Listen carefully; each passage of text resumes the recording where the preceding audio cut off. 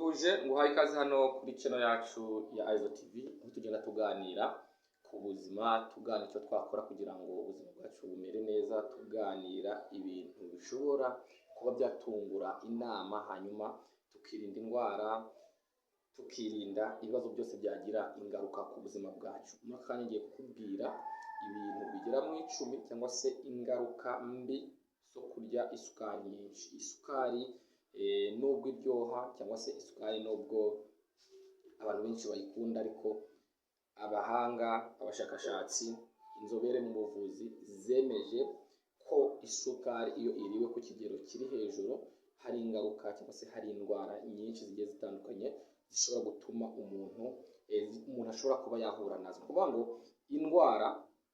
zimwe mu ndwara cyangwa se bimwe mu bibazo umuntu ashobora kuba yahura nabyo iyo ari kurya cyangwa se amaze igihe anywa isukari nyinshi cyangwa se arya isukari nyinshi n'izihe. Ngiye kuba nakubwira rero ibyo wamenya ku isukari, nkubwira yuko iki kiganiro ngikoze narifashishije inyandiko zigiye zitandukanye z'abashakashatsi cyangwa se z'abantu bafite ubumenyi, ndetse n'abantu bize cyangwa se bakurikiranye amasomo y'ikiganga cyangwa se kuvura ikiremwa muntu. Ngiye kukubwira rero ingaruka 10 zo kurya isukari nyinshi, cyangwa se ngiye kukwereka ibimenyetso bishobora kukwereka ko uri kurya isukari nyinshi. Iyo uri kurya isukari nyinshi ushobora kumenya yuko uri kurya isukari nyinshi bitewe n'ibimenyetso ngiye kuba nakubwira. Ikimenyetso cya mbere ni ukubyibuha cyangwa se kwiyongera ibiro mu buryo budasanzwe. Ngiye nshobora kuba nimereye gutya muri kundeba, cyangwa se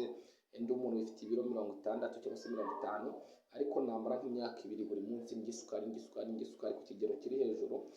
Muri ya myaka 2 ibiro nari mfite muri ya myaka 2 wahita ushiraho ibyo mfite muri iyo myaka 2 nyine maze ndi kurya isukari, ugasanga ibiro byanjye byariyongereye, ugasanga yenda mvuye ku biro 50 cyangwa se 60 ngeze ku biro 120. Kumva ko mbese ukabona ko uri kwiyongera cyangwa se uri kubyibuha mu buryo budasanzwe, cyangwa se uburyo ubona ko bidakwiye. Kuvuga ngo nta kuntu umuntu yava ku biro 50 agera ku biro 150 ngo uvuge ko ari ibintu bisanzwe. Ibiro 100 ugeze ku biro 200, ibiro 50 ugeze ku biro 150 cyangwa 120, hiyongereyeho ibiro 70 byose. Ibyo bita bikwereka yuko mu by'ukuri ibintu bitameze neza, cyangwa se ushobora guhita ukeka ko ari ikibazo cy'isukari, cyangwa se ugomba kumenya yuko ari isukari gutuma ubyibuha muri ubwo buryo budasanzwe. Ikindi twavuga cyaza ku mwanya wa kabiri ni ukwisanga warwaye indwara ya diyabete. Diyabete ziratandukanye, hari diyabete ishobora guterwa no hari diyabete ishobora guterwa idaterwa n'isukari no kudakoresha isukari nyinshi. Hariho na diyabete iterwa no kuba urya cyangwa se mu byo urya harimo isukari nyinshi, cyane cyane iyi sukari zikorwa mu ruganda, iyi sukari tugura mu mashopu, mu mabutike. Iyi sukari ikorwa mu ruganda niyo sukari ndimo mvuga, apana iyi sukari iboneka mu bihingwa, ibigori, ibijumba, ibisheke. Amasukari nk'ayo ngayo yo nta kibazo. Rero igihe warwaye diyabete, icyo gihe ni ikimenyetso cyangwa se n'ingaruka nyinshi ushobora kumenya yuko ari isukari wakoresheje nyinshi. Ikindi kiza ku mwanya wa gatatu, kunuka mu kanwa, kugira impumuro mbi mu kanwa. Kuvuga ngo isukari irimo ibintu biyikozwemo, harimo n'utuma mikorobe cyangwa se harimo n'ibindi bintu bikozwe mu isukari, ku buryo iyo isukari imaze kuba nyinshi mu mubiri cyangwa se umaze kurya kenshi isukari no mu kanwa uranuka. Muzajye mureba hari abantu bagira amenyo yahindutse umukara cyangwa se yagiye azana amabara, ukabona umuntu amenyo ye yaragiye kugira ngo ave ati ibara ry'umweru, ubundi iryinyo rigira ibara ry'umweru. Iyo rero iryinyo ryagiye rikabihindura ibara, ugasanga ryaragiye rihindura ibara, birashoboka ko bishobora kuba ari biterwa n'isukari nyinshi uri kurya. Abantu barya isukari yenda amabombo, amashokora, amabisiketi, ibintu nk'ibyo ngibyo bakunda kugira amenyo ubona ko yataye umwimerere, ibara ry'umweru. Icyo rero nacyo gishobora kukubwira yuko uri kurya isukari nyinshi. Ubwo harimo gutoboka amenyo, kunuka mu kanwa, kwangirika ishinya, ugasanga ishinya iri kuzana amaraso, ibintu nk'ibyo ngibyo. Iyo nayo rero ni ingaruka nyinshi zo kurya isukari. Noneho ikindi kizaho ngo ni uguhungabana cyangwa se kugira stress, kumva udatuje, kumva hari ibintu bikubangamiye, kumva ufite umujagararo, kumva utari hamwe cyangwa se kumva udatuje muri wowe. Iyo sukari rero iyo imaze kuba nyinshi ikuzanira n'iyo ndwara yo kumva udatuje. Ikindi kiza ku mwanya wa gatanu ngo ni ugutera nabi ku mutima. Wumva umutima uri gutera mu buryo budasanzwe, cyangwa se ubundi umutima uburyo uteramo utera mu buryo busanzwe. Iyo wumva umutima uri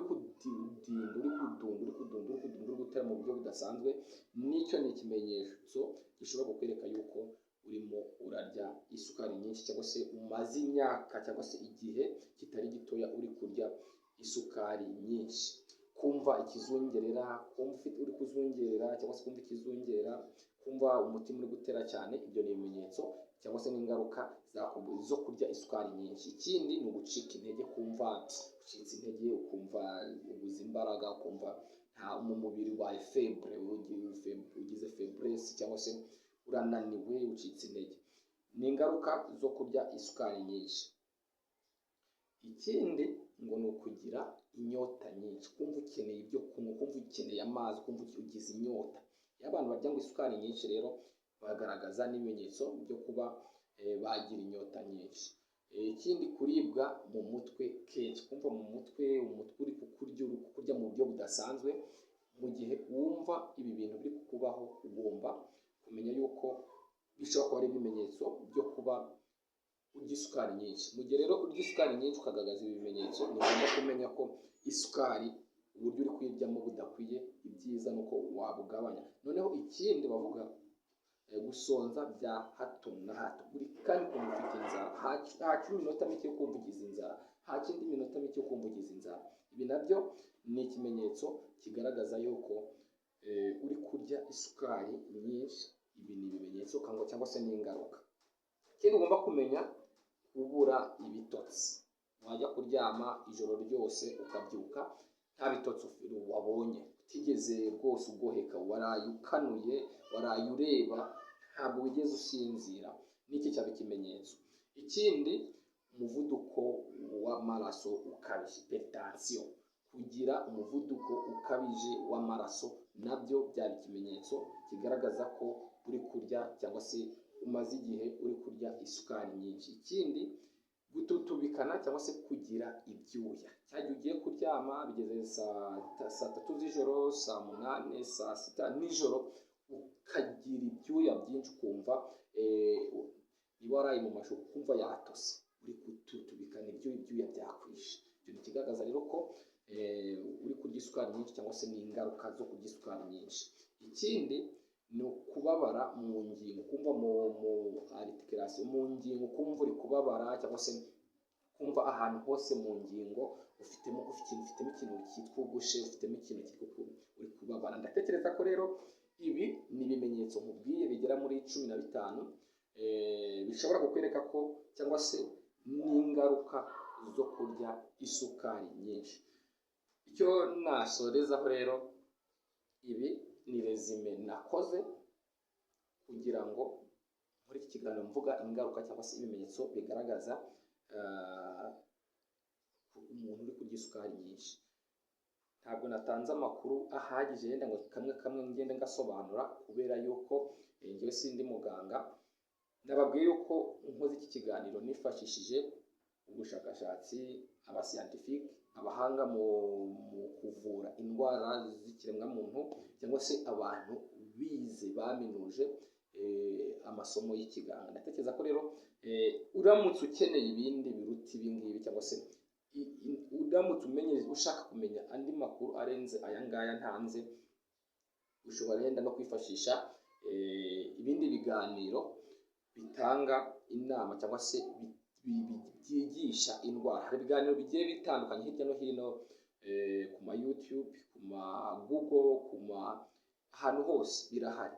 Uramutse rero ibyo nkubwiye aha ngaha wumvishe utabonye amakuru ahagije cyangwa se afatika, cyangwa se ngo hari ibyo utamenyeje byinshi biruhijeho, ushobora kwifashisha n'izo mbuga nkoranyambaga zindi dukora ibiganiro byigisha indwara z'ikiremwamuntu.